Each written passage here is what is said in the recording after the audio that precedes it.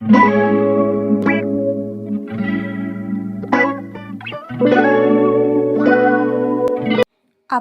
yang orang katakan memang benar. Penyesalan pasti akan datang di akhir. Dan penyesalan itu pun datang kepadaku tentang semua kehidupanku di masa lalu yang membuatku runtuh. Dengan demikian, penyesalan ini harus kuhapuskan dengan menjalani kehidupanku yang baru. Kehidupan masa lalu yang akan kubuang jauh-jauh dari hidupku. Namaku Naya Anazwa. Orang-orang memanggilku Naya. Aku anak tunggal yang mempunyai kehidupan sederhana. Kisah ini bermula di saat aku remaja, 3 tahun yang lalu, di saat umurku 18 tahun, yang sebentar lagi akan keluar dari masa-masa SMA. Aku berdiri di depan rumah besar yang seperti istana, menunggu orang itu untuk keluar, lalu berangkat sekolah bersamanya. Yang masih aku bingungkan, kenapa orang itu masih saja ingin berteman denganku. Padahal ia tahu bahwa status sosialku dan dirinya berbeda sangat jauh. Terlebih lagi, aku selalu dibully. Tapi ia tidak malu untuk mengakuiku sebagai sahabatnya. Aduh, lupa belum minta uang saku ke ibu, batinku. Lalu langsung masuk ke dalam rumah anak. Rumah besar ini. Karena ibuku pembantu di rumah anak yang sedang menyiapkan sarapan dan sedang bersih-bersih di rumah anak. Permisi, Nyonya, Tuan. Naya mau ke ibu. Maaf kalau Naya mengganggu. Gak apa-apa kok Naya, kamu udah sarapan? Tanya nyenyaku, ibu dari anak yang sedang duduk di kursi meja makan. Sudah Nyonya, kalau gitu Naya ke dapur dulu, ucapku, lalu langsung menghampiri ibu yang sedang mencuci piring kotor. Ibu, Naya lupa belum bawa uang saku, ucapku, meminta uang saku agar ibu memberikannya. Kamu gimana sih Nay? Bisa lupa gitu? Dasar pelupa kamu, ucap ibu dengan candaannya. Hahaha, Naya kan bisa lupa juga ibu, namanya manusia. Nih, ibuku menyodorkan selembar duit yang berwarna ungu dengan nominal 10.000. Makasih ibu, Naya berangkat dulu, ucapku menyalimi punggung tangan ibu. Hati-hati, balasnya. Aku keluar dari rumah besar ini, duduk di samping taman yang mendekati gerbang besar, sambil menunggu Ana yang masih berada di rumahnya. Nay, ayo berangkat, ucap Ana yang sudah keluar dari rumahnya. Ana, ini kamu belum bawa uang loh, ucap ibu Ana yang ada di belakang Ana. Hehe, Ana lupa bun.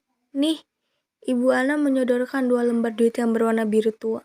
Aku hanya menatap dan memikirkan senak itu hidup Ana. Terima kasih bunda, bye-bye, ucap Ana dengan melambaikan tangannya kepada ibunya. Dibalas juga lambaian dari ibunya. Aku hanya tersenyum lebar kepada ibu Ana, yaitu nyonya rumah ini, dan memasuki mobil Ana yang akan dikendarai oleh Ana untuk berangkat sekolah. Bel istirahat pun berbunyi. Semua murid-murid berhamburan keluar kelas untuk menuju kantin yang akan ramai. Aku langsung menuju kantin, sendirian, karena di sekolah aku memang penyendiri yang tidak punya teman. Bi, aku pesan batagor ya, ucapku kepada bibi kantin. Siap, Neng. Tunggu bentar ya. Aku hanya mengangguk dengan tersenyum tipis kepada bibi kantin. Tidak tahu kenapa, tiba-tiba saja ada yang menarik rambutku dengan sangat tarik. Sampai-sampai aku merintih kesakitan. Naya, kamu itu gak pantas sekolah di sini. Dapat beasiswa saja, jangan sok deh kamu, tegas Erna. Ia memang tidak akan pernah melepaskanku begitu saja, apalagi setelah kejadian kemarin yang membuat Erna dimarahi oleh ayah Ana karena sudah membuliku. Aduh sakit, tolong jangan tarik rambut aku, ucapku merintih kesakitan. Naya, asal kamu tahu ya, kamu memang pintar, cantik, tapi sayangnya gak ada tuh yang tertarik sama kamu.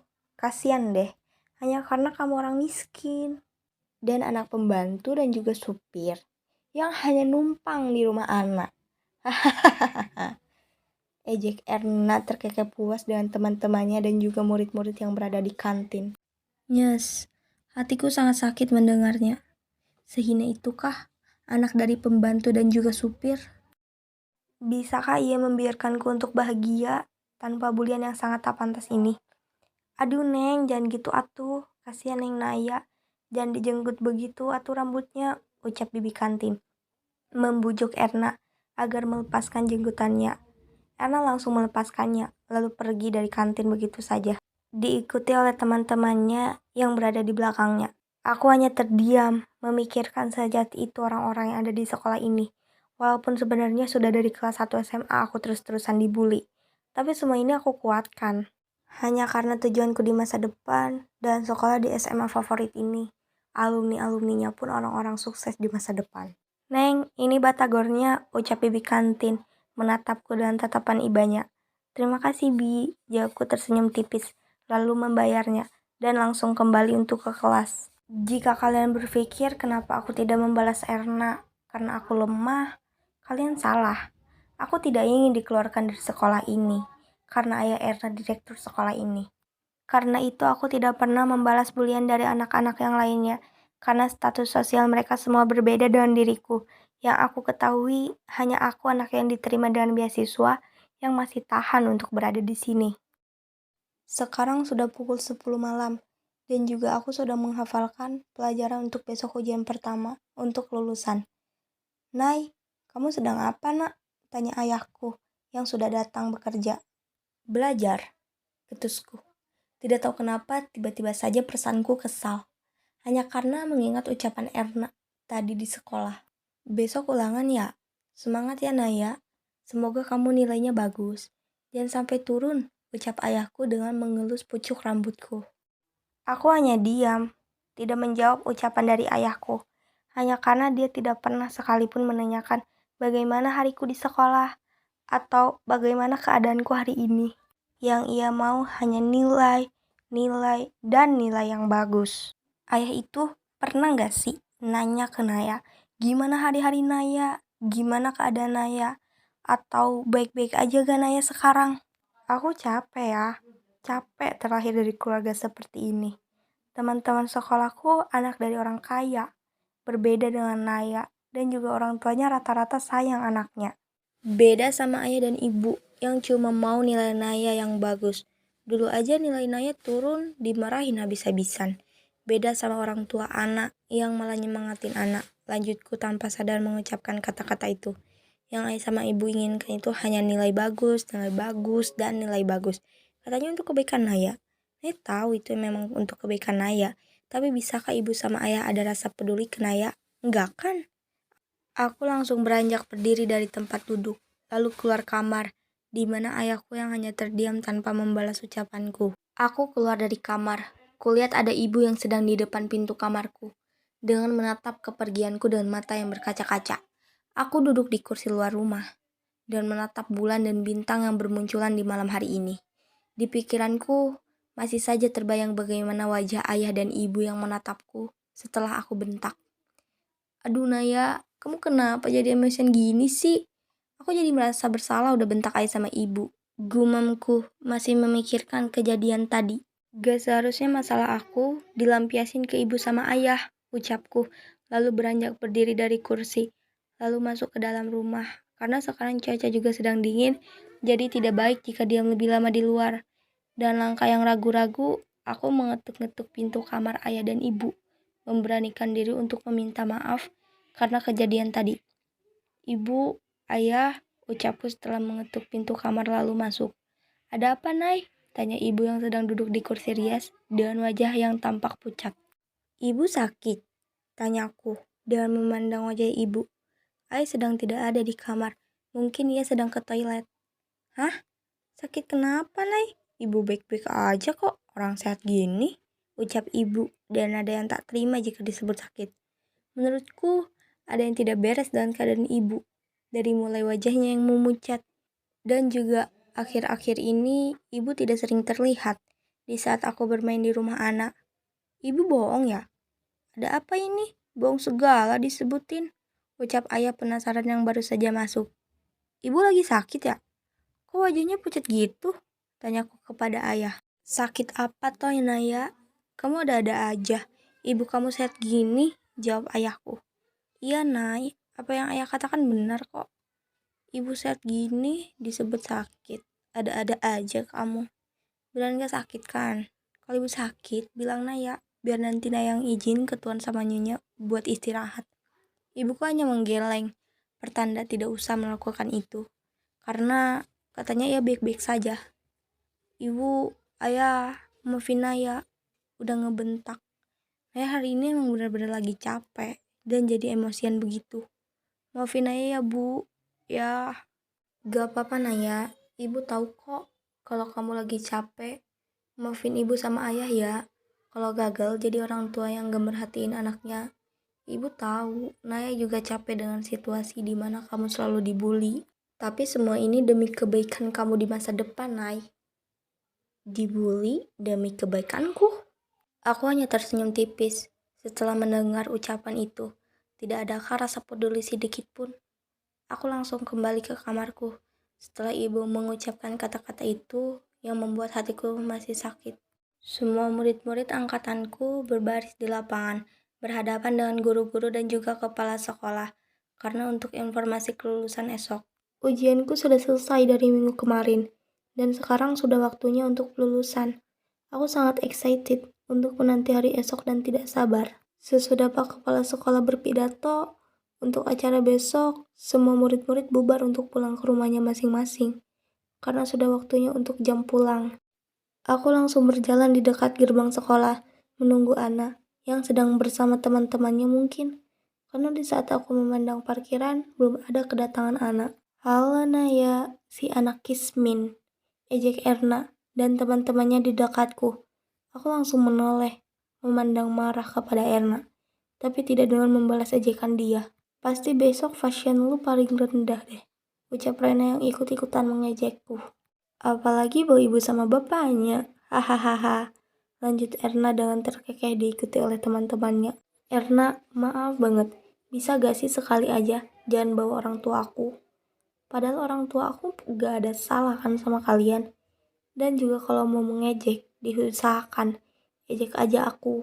Jangan sampai ibu sama ayahku dibawa-bawa. Aku selama 3 tahun sudah tahan loh menerima bulian dari kalian. Bisa gak sih kalian berhenti gitu bully aku? Mau tahu apa jawabannya? Ya gak bisa lah. Enak aja disuruh berhenti. Kamu itu beda dari kita, Naya. Erna, bisa gak sih satu hari aja berhenti buat ngejek Naya? Ucap Ana memotong ucapan Erna. Apaan sih kamu, Ana? Kalau gak bisa kenapa emangnya? Balas Erna menatap sinis kepadaku dan juga Ana. Udah deh, Nay. Si Erna itu gak bener anaknya kalau diladenin. Udah kayak kerasukan jin tomang. Ana langsung menarik pergelanganku untuk mengikutinya menuju parkiran untuk pulang ke rumah. Aku sedang mencari pakaian yang cocok untuk kelulusan besok dan membongkar isi lemari bajuku. Yang aku ingat, aku punya dress berwarna peach yang cocok dengan tubuhku. Itu adalah dress hadiah dari Ana di saat ulang tahunku. Aku langsung mengambil dress itu, lalu digantungkan untuk persiapan besok. Aku sudah tidak sabar menunggu hari esok, hari di mana aku dan teman-teman akan melepaskan masa-masa SMA. Naya, besok hari kelulusan kamu, ucap ibuku yang baru saja datang ke kamarku. Iya, besok ibu sama ayah datang dan malu-maluin Naya. Pakai baju yang rapi dan juga bagus. Jangan pakaian lusuh yang dipakai, tegasku. Ibu hanya menatapku dengan dalam, lalu tersenyum tipis. Mengapa aku mengucapkan kata-kata itu? Pasti sangat melukai hati ibu. Tanpa berpikir panjang, aku malah membuat hati ibu sakit.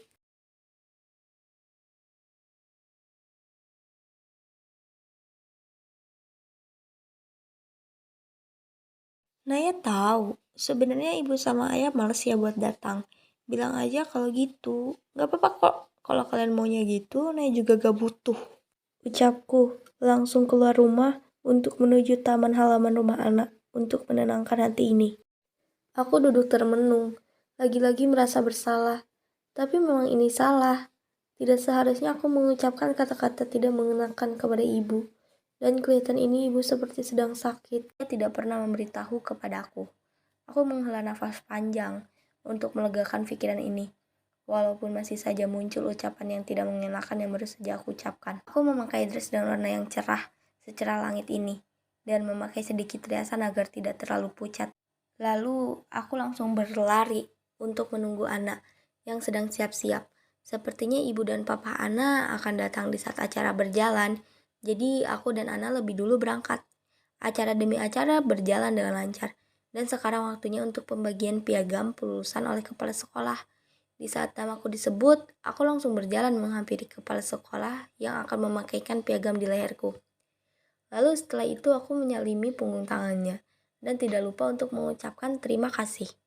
Aku memandang ke sana kemari, tapi tidak ada ibu dan juga ayah yang datang. Berbeda dengan ibu dan papa Ana yang sudah datang duduk di kursi tamu bersama orang tua yang lainnya. Aku sangat kecewa. Apakah benar apa yang ibu katakan dilakukannya? Aku tidak habis pikir. Di saat kelulusanku, ibu dan ayah malah tidak akan datang. Assalamualaikum warahmatullahi wabarakatuh. Saya Ana. Di sini saya akan memberitahukan video yang menurut saya bagus untuk dipertunjukkan. Ucap Ana. Kulihat Ana sedang mengucap dengan memakai mikrofon dengan menunjukkan layar yang akan mengeluarkan video. Video pun dimulai. Aku terkejut dan mata yang membulat karena isi video itu tentang pembulian Erna dan teman-temannya kepadaku.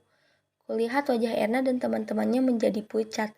Semua orang tua murid menatap Erna dengan tatapan sinis. Erna langsung berlari meninggalkan acara ini dan diikuti teman-temannya. Aduh, kok ada ya anak direktur jahat banget, ketus ibu-ibu dengan menatap ibu Erna karena malu. Ibu Erna dan juga ayah Erna langsung meninggalkan acara ini juga. Selesai video itu, Ana langsung menghampiriku, lalu tersenyum manis. Tidak tahu kenapa aku senang bahwa pembulian yang Erna lakukan sudah terungkap. Semua tamu yang ada di situ memberi saran kepada aku untuk menindaklanjuti kasus ini kepada yang berwajib. Tapi menurutku tidak usah, karena aku sudah memaafkan perlakuan Erna dan juga teman-temannya selama ini. Anak, kok kamu bisa videoan gitu sih? Sampai-sampai aku gak tahu, ucapku berjalan bersama anak. Yang suruh aku tuh ibu sama ayah kamu tahu, Nay. Dia mohon-mohon, karena biar nanti terungkap ada buktinya. Padahal bener juga. Ke apa enggak kamu laporin aja tuh si Erna?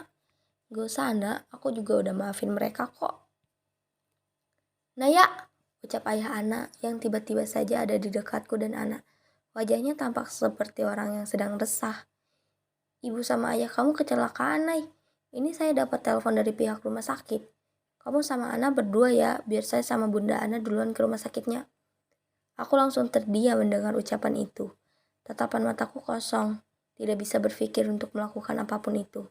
Tubuhku juga membeku, tidak bisa bertanya kepada ayah Ana. Dengan mata yang berkaca-kaca, aku tidak ingin sesuatu yang tidak mengenakan terjadi. Lenganku ditarik oleh Ana agar aku sadar dan untuk cepat menuju rumah sakit. Aku dan Ana langsung berlari masuk rumah sakit, lalu menanyakan di mana ruangannya. Ibu dan ayah ditempatkan di ruang UGD. Setelah mendengar ruangan itu pun, aku langsung mengeluarkan air mata, mengingat apa yang terjadi akhir-akhir ini, karena aku selalu membataknya. Anak, aku harus apa? Aku gak mau ibu sama ayah kenapa-napa. Aku salah banget. Kenapa malam dan pagi aku malah nyuekin mereka dan juga ngebentak mereka. Aku salah banget, Nak. Aku durhaka, ucapku dengan mengeluarkan isak tangis yang terkeluarkan begitu saja. Ana dan ibunya hanya menenangkanku dan duduk di sampingku. Dokter yang keluar dari UGD langsung menghampiri ayah Ana dengan mengobrol berdua. Nay, kamu yang sabar ya, Nak. Ayah sama ibu kamu udah gak ada, ucap ayah Ana. Aku tidak percaya dengan apa yang ayah Ana katakan. Air mataku terus mengucur dan isak tangis yang tidak bisa aku tahankan. Kata dokter, ibu kamu punya penyakit kanker. Karena itu juga gak bisa terselamatkan, lanjut ayah Ana. Aku langsung menangis sejadi-jadinya. Apa yang aku pikirkan benar bahwa ibu mempunyai penyakit. Jenazah ibu dan ayah langsung dikuburkan. Semua dana ayah Ana yang menanggungnya. Dari rumah sakit, aku terus-menerus saja menangis, mengeluarkan air mataku dengan penuh penyesalan selama ini. Aku membacakan surah Yasin sendirian, karena semua orang sudah pulang ke rumahnya. Air mataku tidak berhenti sedikit pun. Dengan isak tangis yang menjadi-jadi, dengan menatap nama ayah dan ibu yang tertulis di nisan. Ibu, ayah maafin Naya. Naya gak tahu hal ini akan terjadi. Naya salah, lebih dari salah. Naya gak tahu harus gimana untuk hidup ke depannya. Naya gak siap untuk sendirian. Naya gak siap ditinggalkan kalian. Naya gak siap, ucapku mengelus nisan ibu dan ayah yang kuburannya bersebelahan dengan air mata yang bercucuran.